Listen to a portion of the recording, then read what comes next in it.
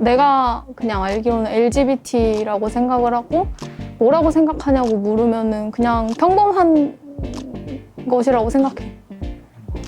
퀴어는 일단 들어봤고 성소수자들을 이야기하는 거라고 알고 있는데, 따로 찾아봤을 때도 좀 이상한, 독특한 이런 뜻을 갖고 있다고 하는데, 다양한 이런 뜻을 갖고 있다 하는데, 그런 걸 생각했을 때 되게 잘 어울리는 표현이라고 생각했어.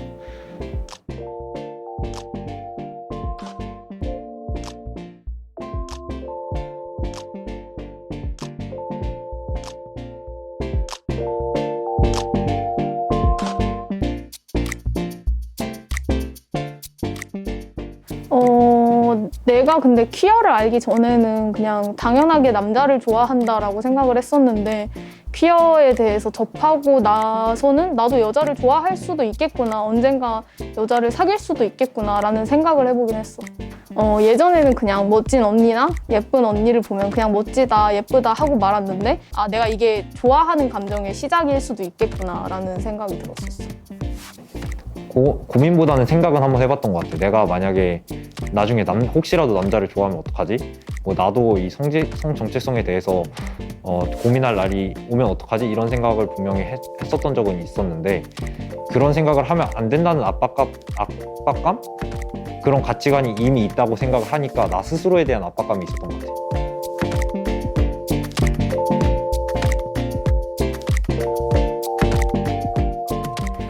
나는 전과 다를 게 없을 것 같아. 생각도 마찬가지고 그냥 더 조금은 조심스러워질 것 같긴 해. 그러니까 예를 들어서 아직도 주변이나 나도 그런 장난을 많이 받기도 하고, 퀴어 같다, 뭐 게이 같다, 레즈 같다 이런 표현들을 하기도 하잖아. 근데 그게 확실히 부정적인 표현이란 말이지. 들으면 기분이 나쁠 테니까 나로서도 옆에서 그냥 안 듣게 하려고 조심해 줄 것 같아. 이런 퀴어에 대해서 되게 억압하고 그런 상태는 아니지만, 솔직히 친한 친구가 그랬다 했을 때 배신감과 좀 거부감은 들 것 같아.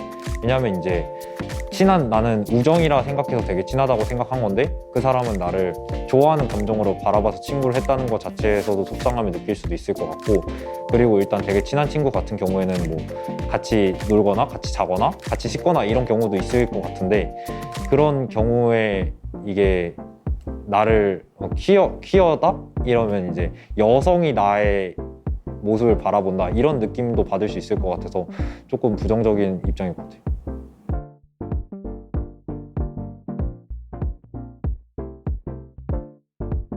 일단은 어렸을 때는, 지금도 그렇지만 어렸을 때는 남자가 남자를 좋아하는 것에 대한 거는 되게 부정적인 입장은 아니었어. 근데 이제 조금 더 나이를 먹고 성관계 이런 부분에 대해서 알게 됐을 때, 남자가 남자랑 성관계를 할 때 그런 옳지 못한 곳에 삽입을 하고 그런 거에 대해서 당하는 입장에서 되게 악영향을 미친다는 얘기를 들었거든.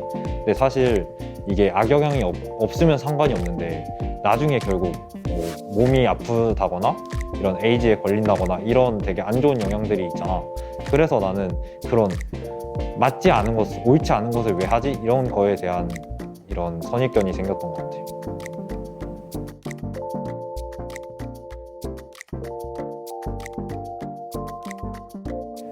일단 에이즈에 걸릴 수 있다는 거는 친구들도 그렇고 학교에서 에이즈에 대한 거는 교육을 배웠고, 그 다음에 이제 전문 후장이라 그래야 되나? 그 후장이 넓어질 수 있다. 이런 거에 대해서는 기독교 신자인데 교회에서 그런 거를 되게 배웠던 것 같아.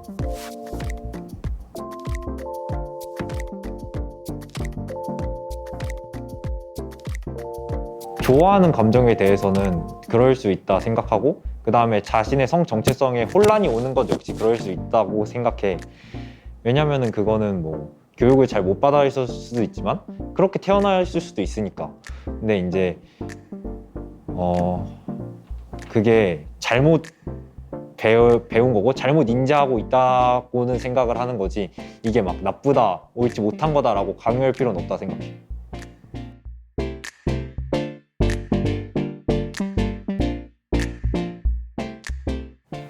나는 들어봤었어. 한 4년 전, 3년 전부터 들어봤었고 참여하고 싶었지만 내가 안 후로부터는 온라인으로만 계속 진행을 해서 온라인으로 할 때는 계속 참여하고 있어.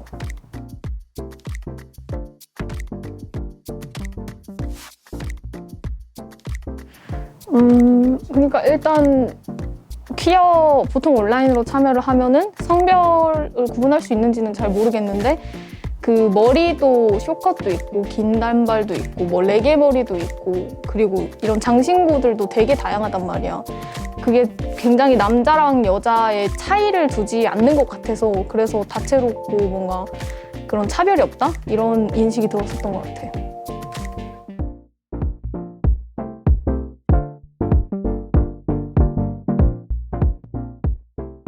한 번도 없어.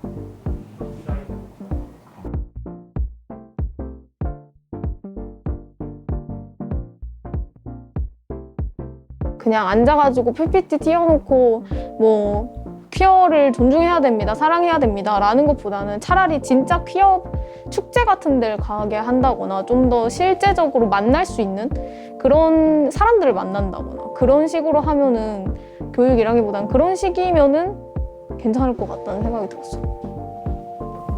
학교에서는 기억은 안 나. 근데 안 받아본 것 같아. 안 받아본 것 같아.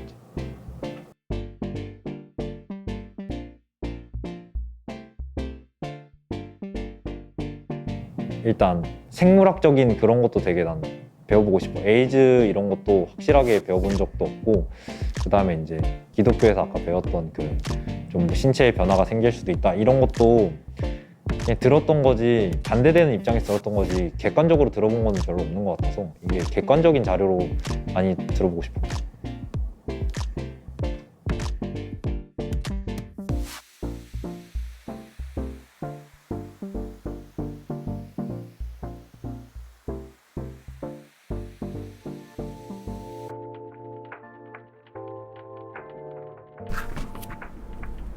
나의 성 정체성은 시스젠더이고 성 지향성은 레즈비언이야.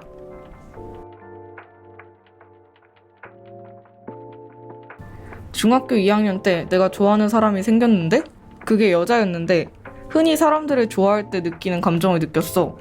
그 사람이 계속 보고 싶다든지 질투가 난다든지 하는. 그런 건 없어. 왜냐하면 퀴어나 레즈비언 같은 부분에 대한 사전 지식이 있었고 이런 감정이 전혀 이상하거나 다를 게 없는 자연스러운 거라는 걸 알았기 때문에 당당하게 생각했어.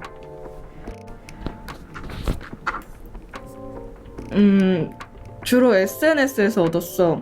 퀴어나 동성애에 대한 이야기가 한참 나올 때여서 다양한 의견을 접할 수 있었고 그리고 내가 접한 의견 중에는 퀴어나 성소수자에 대해서 지지하고 올바른 생각을 가진 분들이 대다수여서 그걸 자연스럽게 생각했던 것 같아.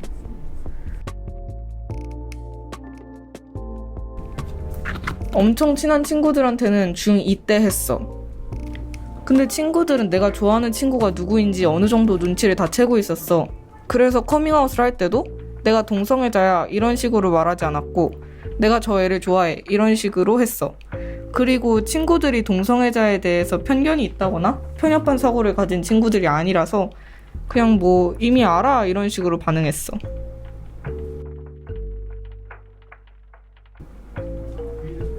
엄마한테 중3 때 커밍아웃을 했어. 엄마는 내가 성장하는 과정에서의 하나의 해프닝이라고 생각했어. 완전히 못 받아들이거나 잘못된 거다라고도 이야기하진 않으셨지만 응원해주시거나 지지해주신 것도 아니었고 한 번은 너가 커가는 중이라 헷갈릴 수도 있다라고도 이야기하셨어. 그리고 어떻게 보자면 보통 사람들처럼 다시 남자를 좋아하기를 바라는 분위기였어.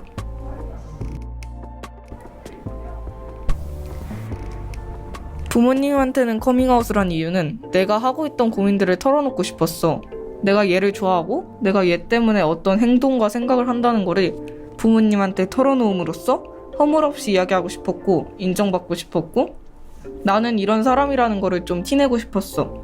내 자신으로서 인정받고 싶은 느낌? 이거는 차별이라기에는 좀 애매할 수 있는데 학교 친구들이나 보통 사람들에게는 퀴어라는 게 아무 생각 없이 가벼운 의미로 많이 사용되는 소재야. 걔네가 생각 없이 하는 말인 거를 알고 뜻이 담기지 않은 말이라는 거를 알고 있음에도 상처는 매번 받지.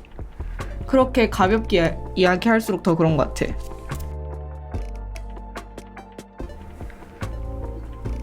오프라인으로 한 번이랑 온라인으로 한 번 참여해봤어. 왠지 모를 유대 같은 게 느껴졌어.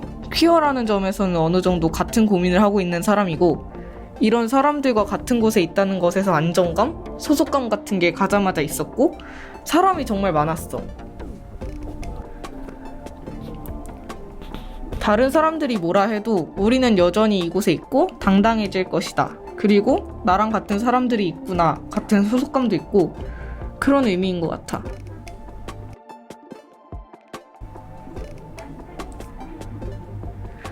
기독교 단체 같은 곳에서 바라보는 시선은 분명히 좋지 않지. 하지만 바뀌고 있다고 생각은 해. 그리고 당장만 해도 이런 인터뷰를 하고 있는 걸 봐도 많이 변화한 게 아닌가 싶어.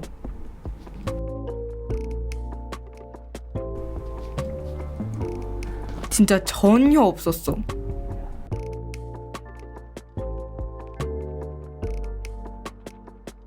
단기간 내에 신빙성 있는 정보를 얻고 싶어. 책은 읽는데도 오래 걸리고 하니까. 그리고 퀴어 관련 용어들에 대해서 좀 구체적으로 배웠으면 해. 그거 외에는 뭐 나는 딱히 없어.